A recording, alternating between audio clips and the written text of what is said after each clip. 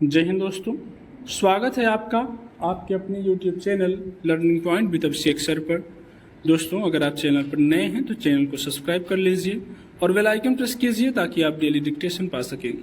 दोस्तों, आप सबके लिए Uttarakhand APS, UK SSC, Allahabad high court के लिए पेड बैच चलाया जा रहा है। तो अगर आप कोई भी बैच ज्वाइन करना चाहते हैं तो आप इस नंबर पर संपर्क कर सकते हैं 7393976701। आपकी जो फीस रखी गई है वो 500 रुपये रखी गई है और आप इस नंबर पर हमें मैसेज कर सकते हैं व्हाट्सएप या टेलीग्राम पर, और अगर ज़रूरी हो तो कॉल भी कर सकते हैं। आपकी डिक्टेशन शुरू होगी 5 सेकंड बाद।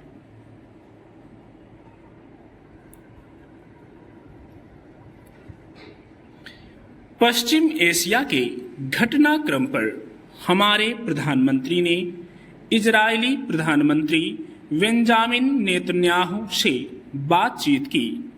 उन्होंने एक बार फिर दोहराया कि दुनिया में आतंकवाद का किसी भी रूप में समर्थन नहीं किया जा सकता, पर पश्चिम एशिया में शांति को लेकर भारत प्रतिबद्ध है। बंधकों की सुरक्षित रिहाई भी सुनिश्चित होनी चाहिए। भारत सदा से आतंकवाद के विरुद्ध रहा है। अमेरिका के विश्व व्यापार केंद्र पर आतंकी हमले के बाद जब दुनिया के अनेक देशों ने आतंकवाद के खिलाफ युद्ध छेड़ने की प्रतिबद्धता जाहिर की थी, तब भारत उनमें अगली कतार में शामिल था। मगर अभी तक दुनिया भर में चले अभियानों का इस दिशा में कोई उल्लेखनीय नतीजा नजर नहीं आया है। मगर भारत जहां भी मौका मिलता है इस जरूरत को रेखांकित करता रहता है।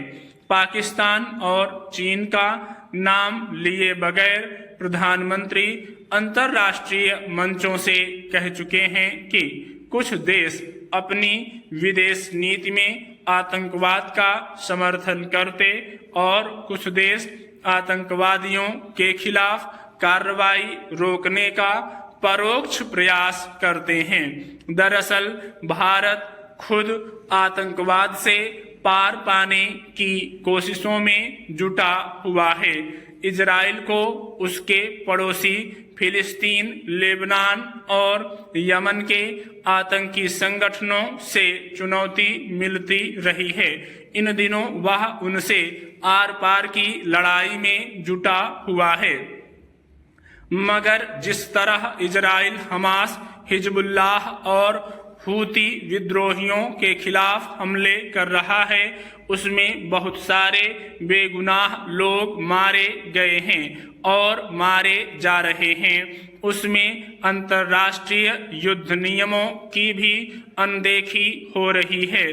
अस्पतालों, स्कूलों तक को निशाना बनाया जा रहा है। बहुत सारे रिहायशी इलाके ध्वस्त किए जा चुके हैं। बीमार और लाचार लोगों तक जरूरी सुविधाएं भी नहीं पहुंच पा रही। हिजबुल्लाह के कमांड हसन नसरल्लाह को मार गिराने के बाद इजराइल ने अपना रुख यमन के हूती विद्रोहियों की तरफ केंद्रित कर दिया है। वहां भी वैसी ही तबाही की आशंका है जैसी फिलिस्तीन के गाजा पट्टी और लेबनान के बेरूत में देखने को मिली है।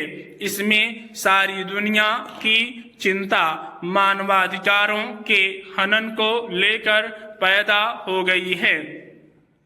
आतंकवादियों पर हमले से शायद ही किसी को ऐतराज हो, पर जिस तरह बेगुनाह लोग, स्त्रियां, बूढ़े और बच्चे मारे जा रहे हैं, फिलिस्तीन में बहुत सारे लोग बंधक बनाए गए हैं, वह स्वाभाविक ही परेशान करने वाली बात है।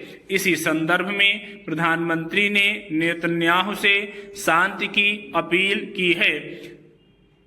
कुछ दिनों पहले अमेरिका और ब्रिटेन ने भी कोशिश की थी कि वे इजराइल को 21 दिन के युद्ध विराम पर राजी कर लें, मगर नेतन्याहू ने उनके प्रस्ताव को यह कहते हुए खारिज कर दिया कि जब तक वह आतंकी संगठनों का सफाया नहीं कर लेगा तब तक उसका अभियान नहीं रुकेगा।